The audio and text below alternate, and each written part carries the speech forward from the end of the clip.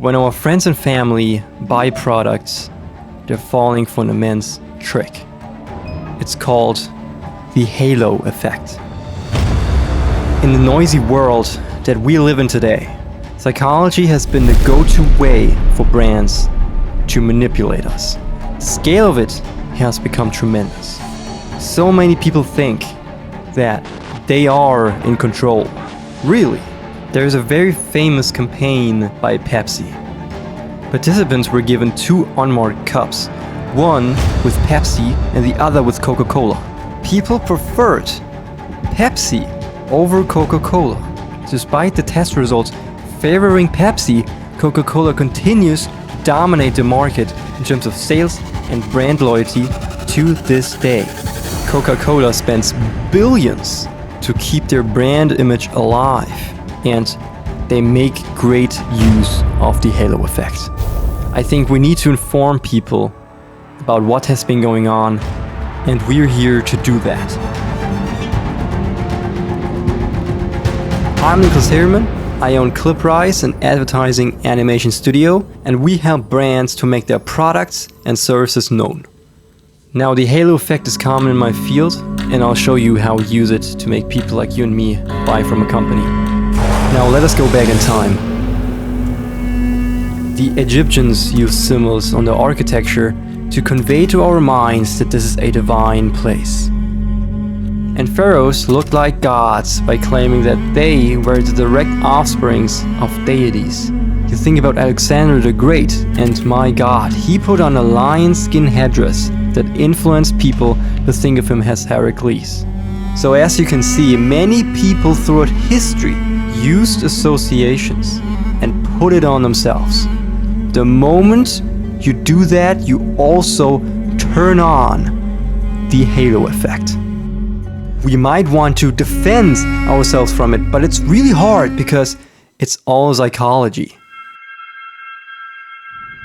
The halo effect was first described by Edward Lee Thorndike, who discovered that a single striking characteristic can influence how people perceive the overall identity of a product, brand, or person. Meaning, if a product looks beautiful from the outside, it must be of high quality on the inside. And psychologists call this a cognitive bias. It really shows how our brains are wired to make quick judgments based on the limited information that we have. Especially since the 20th century, a lot of companies started to take positive values and put it on their brand. Behavioral scientists call this conditioning. You have a stimulus, you have an association, and our brain connects them. We learned that Apple stands for creative innovation and Nike for athletic greatness. The interesting thing here is that companies have realized that choosing values which attract our innermost human instincts works like magic, because we can't fight against ideas that we naturally like. The result is that we as consumers stand no chance, and it becomes quite autonomic that we choose brands that satisfy our innermost human instincts. So is there anything that we can do? Well, at first you can watch advertising and ask yourself, how do they present the product so that I like it? You can take this one step further and do research to see how good the product actually is. Some might say that they are not that easily persuaded by emotions. And yes, you're right. But don't underestimate your deepest, most vulnerable human instincts like health, self-preservation, and so forth. If there's one thing I've learned about advertising, it's that customers don't form their opinions on advertising alone.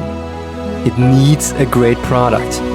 Advertisements can satisfy our human instincts, and there's nothing wrong with that.